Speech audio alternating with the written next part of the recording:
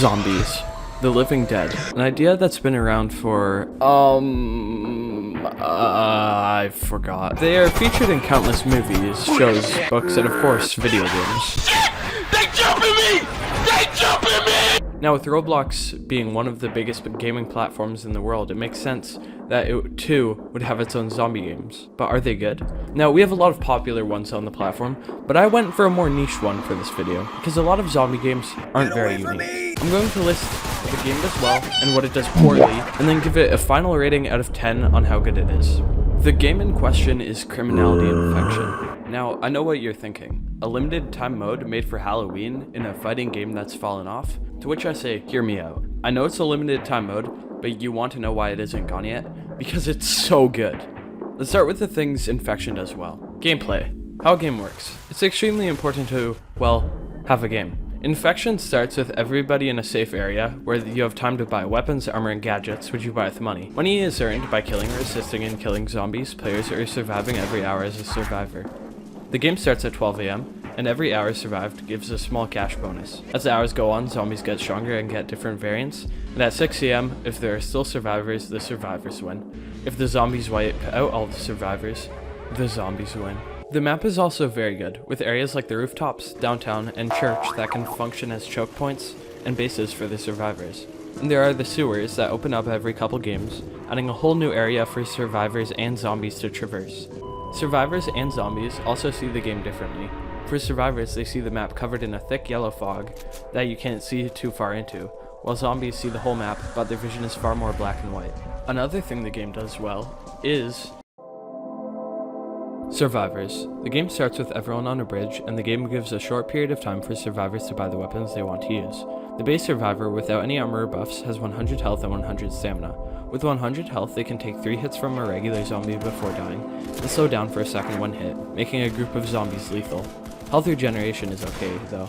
Stamina is used when sprinting and using melee weapons. A survivor can run for a long time, but they can't outrun a zombie for very long, making it dangerous to go around the map.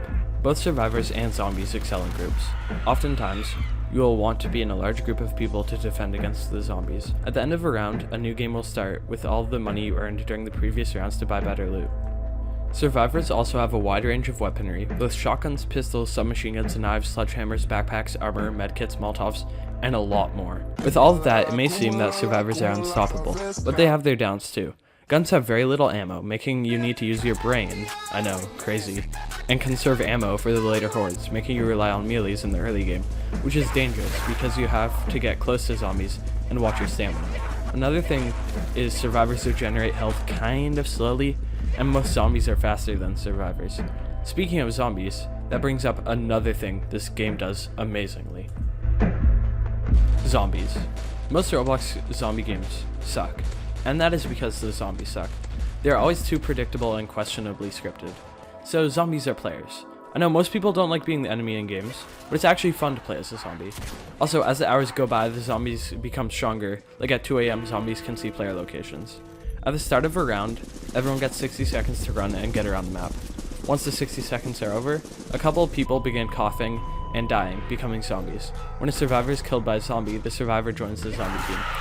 Zombies also regenerate health quickly.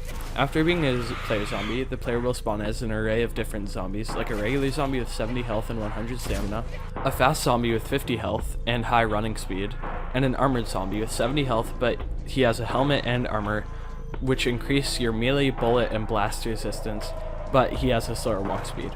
After that, you get to the zombies, which are more rare and unlocked in the later hours. Now, let's talk about the stuff the game does poorly.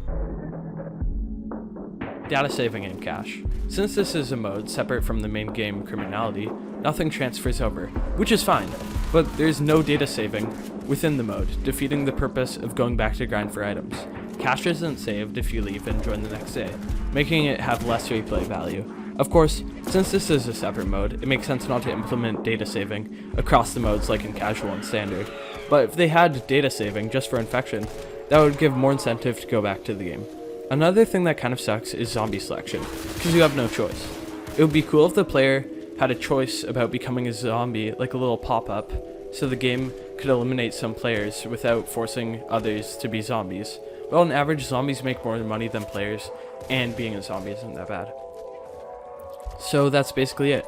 The game gets all of the main parts down almost perfectly, and even the minor gripes I have with it are nothing major at the end of the day. Criminality Infection gets a 9 out of 10, but if there's data saving and a zombie option, it would be 10 out of 10.